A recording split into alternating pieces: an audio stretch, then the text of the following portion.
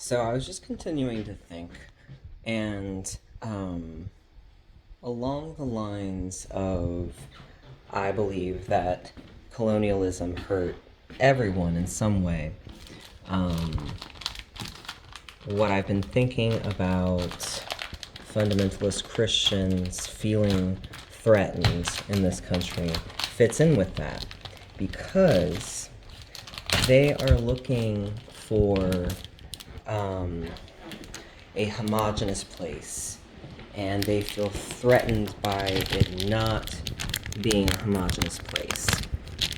And that makes sense as something to heal from colonialism because you were either escaping prosecution or you came here as a slave in most cases.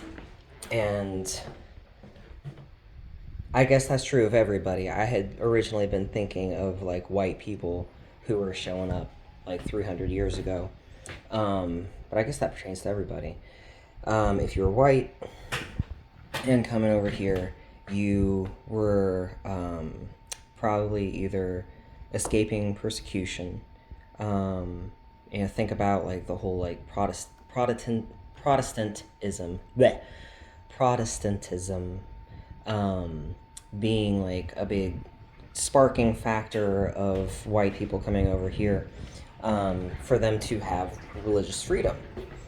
Um, but they also were showing up in an environment where it's like, let's kill all these brown people that already had a civilization here, and then we can practice our religion in peace. And so it's like, do you see how damaging that is and how easily that kind of mental framework is passed down and how it's still hurting them now because now they feel threatened and they feel like they're like losing control or whatever. It's like you were never meant to have control. Like you can let go of that weight that you're carrying. There's no there, you know. Like we can find a way for all of us to be able to get our needs met, and you don't have to feel like you're escaping persecution anymore, and you don't have to feel like you're a slave anymore because there's plenty of white people in the US who are descended from white slaves. I definitely have a lot of suspicions since I come from poverty and come from an impoverished family line, and since I'm mostly Irish, um, we've got a lot of slavery in our blood.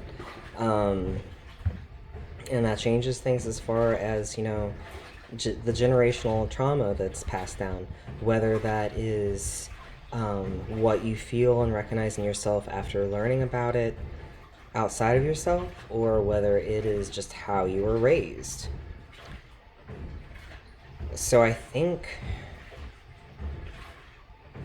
that could be a really good way for the whole picture for everybody to get into a better headspace and a better capacity to be able to be interdependent and work with each other and like let there be, I don't know. So this was also sparked because I was watching a video yesterday about the history of trans people and gender in India, and pre-colonized India had a recognized third gender, and in some cases they were in like kind of self-governing communities, almost like they had their own communes that were self-organized, and like that could be cool. Like don't enforce that on anybody, don't force that on anybody, that's called apartheid. But maybe let's start having a discussion about how there are very different kinds of people in this country, and that's the best thing about this country, right? And maybe a peaceful way to preserve that is to kind of, allow the fundamentalists to have their fundamental parts of the land. you know?